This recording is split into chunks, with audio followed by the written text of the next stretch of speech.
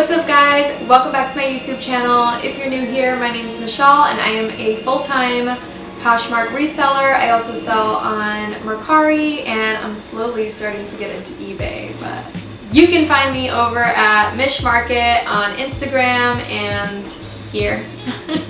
And in my Poshmark closet, everything, I'm Mish Market everywhere. So if you want to go check that out, go right ahead.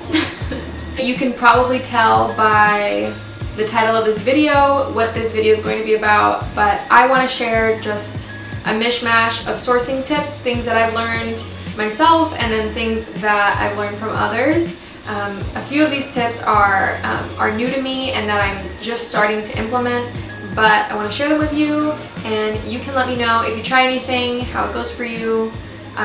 Yeah. So that's everything. Let's get right into it.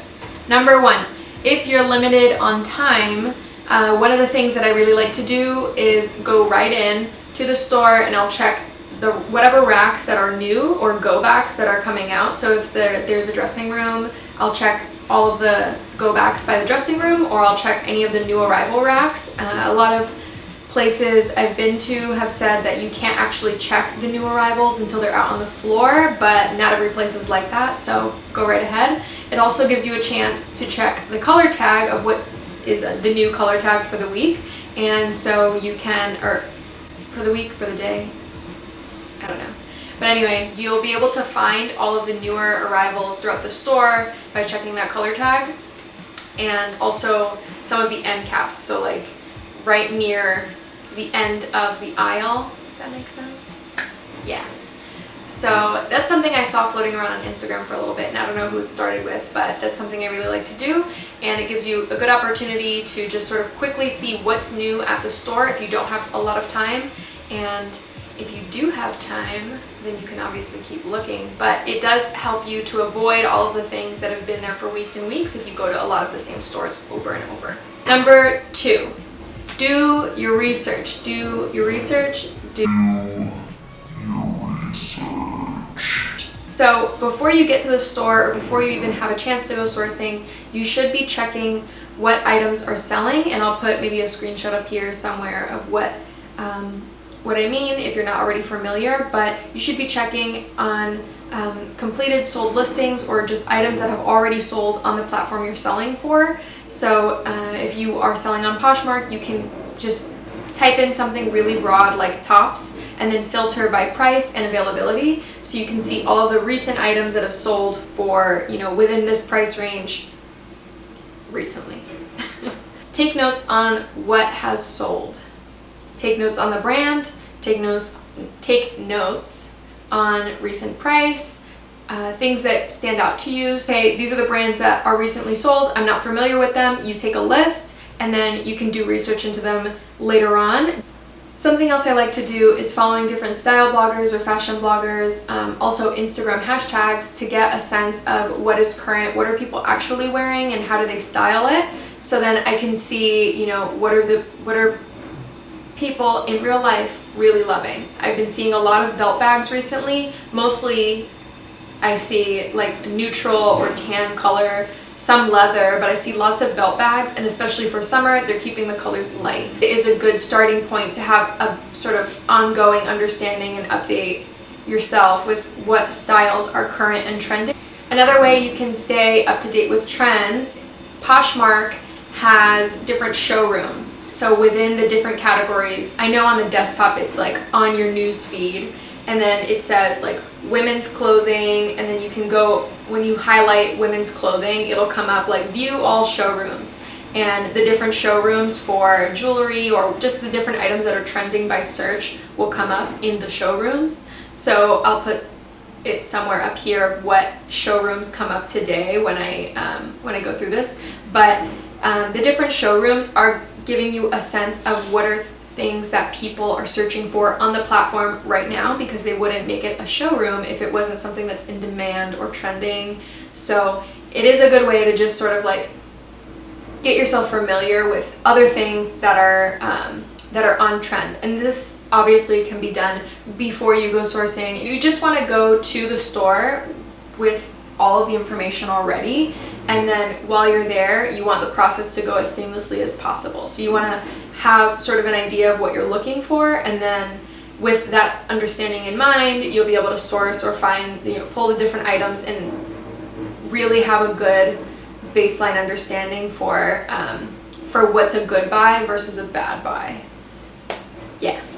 So speaking of good buys and bad buys, you should not buy something just because it's cheap. And this is a mistake I've made so many times. It's something I still struggle with because, I mean, if something's $1 or if something's, at the bins and it's only 50 cents or, whatever it might be, you might be more inclined to pass on or to buy something just because, it's cheap rather than thinking of quality or trend.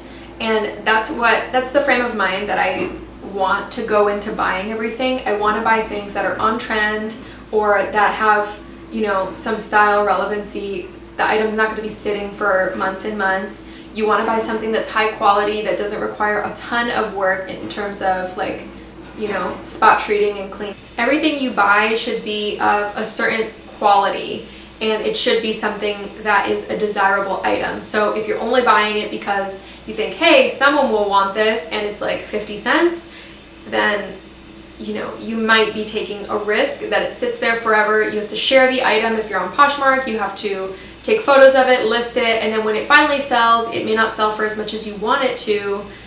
So it just may not be worth it. You have to do the math in your head. You do want to check comps on everything, and no, it's not weird to stand in the store and be the only person on your phone checking every single item. I do it, everyone does it.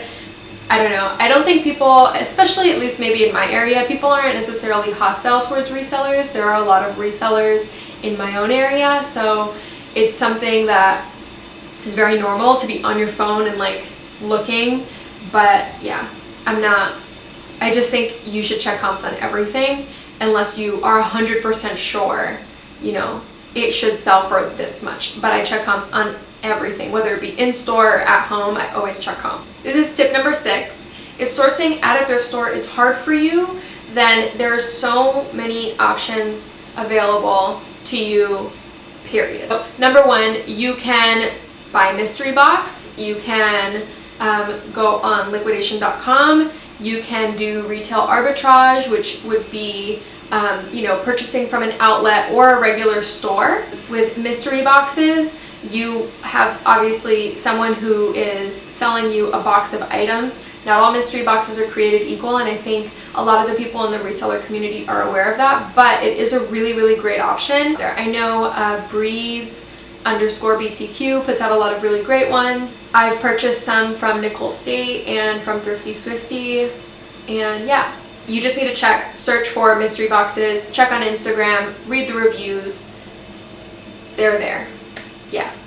Available at all different price points as well, so that's obviously good. I think I just over-explained that.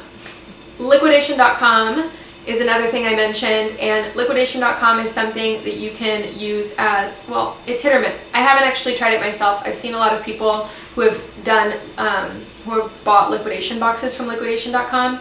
You basically just have to search the words that are in the manifest, and then I think you bid on those boxes. Essentially what you're doing is you're getting, maybe it's returns, or you're getting surplus items.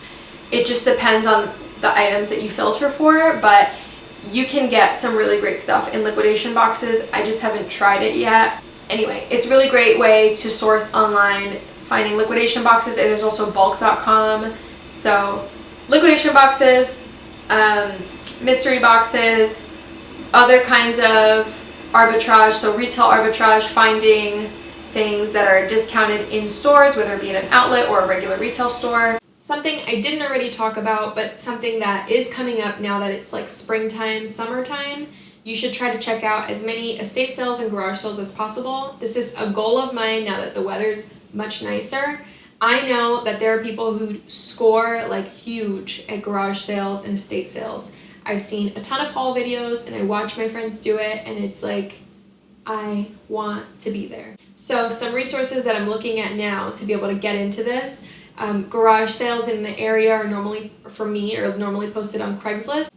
Another thing is estate sales. So you can go on estatesales.net. There's an app for that. And so you can check all of the estate sales in your area, and they'll put up pictures of the different rooms, or they'll tell you a little bit about what the estate sale is of. And yeah, that's something I'm really excited to get into. And it's something that, especially if you're part-time, you can go on a weekend and go sourcing, and it's something that's very accessible. I think you just go in and they'll tell you if they take card or cash or whatever on the site. And so yeah, estatesales.net and garage sales are great sourcing opportunities.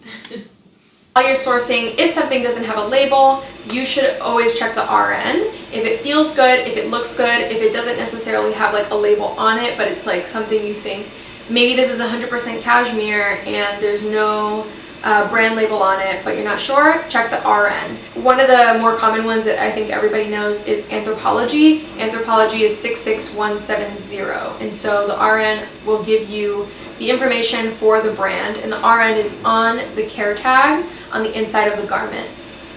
Okay, so I have a pair of mother jeans that are right here, and the RN for this one is 133376. So I mean, the other thing with mother jeans is it also says like right here, and there's other ways to identify this, but the whole point being that you can check the RN, which is on the care tag right here. So while we're talking about denim and things that have labels or don't have labels, another thing that I like to check, or that's easy to check, is if you're looking at denim in particular, or even just pants in general, like some pants will also do this. You can look at the button of the jeans to figure out what brand it is. So if it doesn't have any tags, if there's no markings or anything, it's easy to just check while you're flipping through if you don't want to like open it up each time. And you can just see that it says mother right there on the front of the jeans, right there on the button. The other thing with mother jeans, or with other jeans in general, they'll have normally like a little tag or something on the outside that you can check. These feel really good. Mother jeans also always have the M on the back pockets. With other, I'm trying to think, like Madewell always has a little tag on the back, a little leather patch that says Madewell. Something that it took me a little bit longer to figure out, and it's so simple, is you need to check the condition of everything inside and out.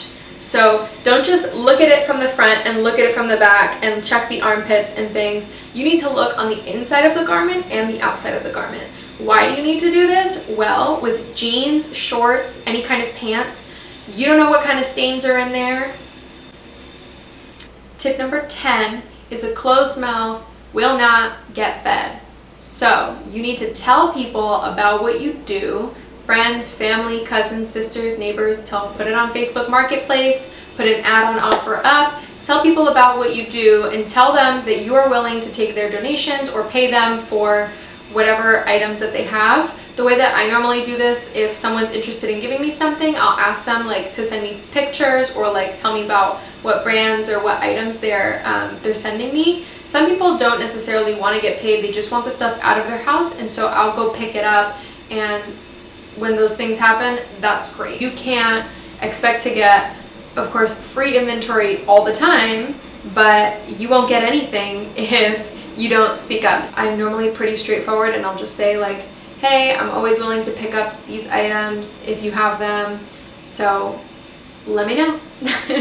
And that's it. That normally is enough to get people to sort of keep you in mind when they're doing their spring cleaning or sort of cleaning out their closets. I don't even know if it's 100% local to me, but something that I guess the tip would be, get familiar with your thrift store or store habits, or routines or schedules, whatever. For me, there are sale days in the middle of the week, and so I know all of the fresh inventory is coming in on Monday and Tuesday because most of the stores are closed on Sundays. So if the stores are closed on Sundays and people are donating on, their time off on Saturday, they're going to put all of that stuff out on Monday and Tuesday. And so it's better to go on those days than on any other days for me. And I think when it comes to sale days, you are going to go on a sale day and maybe not pay so much, but there's going to be so many other people there. Okay, tip number 12 is sign up for the newsletters for brands that you like selling. Number one, there might be retail arbitrage opportunities, but number two is to be able to watch when they're having sales of their own, and also seeing what kinds of new inventory they're stocking. I've done some retail arbitrage this way, and it is a way for me to be able to figure out like when the stores are having sales that are going to be steep enough for me to shop to resell. But it's also a good way for me to sort of just get the trends directly to my inbox for brands that I already like and that I like to sell. So it's, you know, it's a little bit for me, it's a little bit for the store, it's a little bit just general knowledge. It's a little everything. So sign up for their newsletters, it's just free information. That's it. The thing I didn't mention before, but I want to bring up, is it's really important for everyone, I think, to like just really understand quality.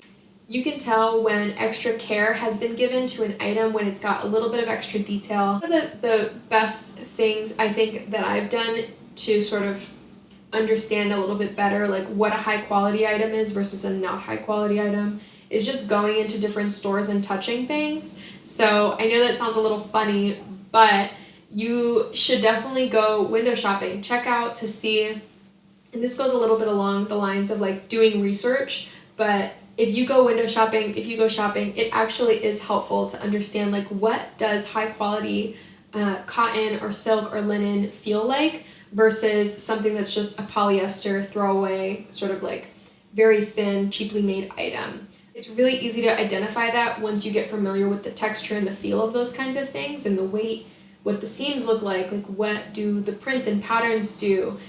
You'll see like something like that's sold at Forever 21.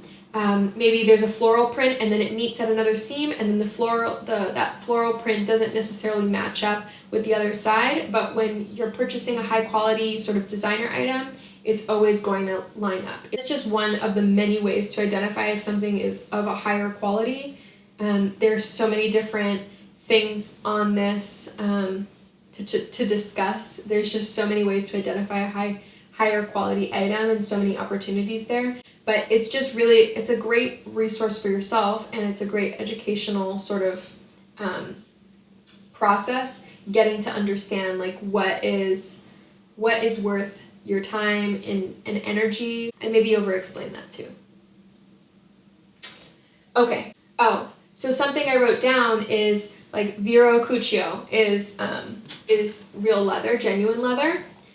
This is a pair of Zespa shoes, and so one of the ways I was able to identify that this is a high quality shoe, for example, aside from just like feeling good, you can see it says the label on back, and so that's great. But on the inside, it's got a completely leather sole, and on the tongue of the shoe, you can see some of the details of the shoe. So I was already familiar with Zespa when I found this, but if you weren't familiar, you'd be able to look at it and say, okay, there's European sizing on this shoe.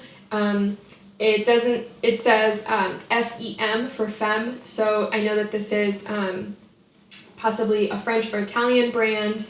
When you're looking at the soles and you're looking at the seams, everything looks to be like really clean and intact. Like it feels like it was made with care. Back to this pair of mother jeans. I'm looking at it, I'm seeing, okay, well, the jeans have, if I pull at the seams here, you can see that there's no spacing. Like everything is just perfect. Like nothing, it's stretchy, but you're not able to see like those little air pockets in between. Another thing is the label. The label itself is made of a little piece of like leather or something, and the label itself looks like it's, it just looks special. So you wouldn't even say the word expensive. It just looks special because of the way that it's been sort of embossed on here. Let me show you if you can see that way. You can also tell when there's like those little flyaway seams or like the little threads that are coming off of something. So like this, for example, this is a vintage kimono, and I can tell that even though that there are no tags on it, you know, this is polyester probably, it's not silk for sure. When I look at the seams, I can see that they're exposed, it's unlined, so this is probably of a lower quality than say the mother jeans. It's just a good thing to look out for, is looking at seams, looking at the labels, looking at the materials, looking at a little bit of everything. Okay, and the very last item that I have here for you today is fatfingers.com. So I learned about this through Lindy Glenn's YouTube video, and the way I'm thinking of using this is being able to source on eBay or sourcing online. And so Fat Fingers will basically search for things that are misspelled. So you can type in, say, I don't know, Reformation. You can type in J. Crew. You can type in whatever you want, and it'll search for all of the different variations of the misspelling of that keyword that you put in. And the benefit to this is that if someone misspelled something, or hasn't taken the time to like put in all the details about that item, you might be able to source desirable brands or items at a lower cost because they're not getting much attention because they're misspelled. I've been just sort of periodically searching and like checking for specific brands that I'm interested in searching for, and just checking to see like what are the price points on these, and then you can filter by price, seeing what's available in the United States or internationally even. But it is a resource for you if you're interested in doing online arbitrage, which would be sourcing online or sourcing from just sourcing online in general. That is all I have for you today. I really, really hope that this was helpful. I have recorded this video a few different times because every time I record it, I just don't feel like it's 100% right, and there were some technical difficulties while I was recording this version, but you know what? The third time's a charm. So I really hope you like this video. If you do, give it a thumbs up, go subscribe, do all of that fun stuff. And let me know if any of this is something that you've used before, if if you are going to try any of these things, any of these tips. If you have any tips for me, I would love, love, love to know. So let me know down in the comments. Yeah. And connect with me on Instagram and all of the places, Poshmark everywhere. Yeah. Thank you so much for watching. I so appreciate it. I will see you in the next one.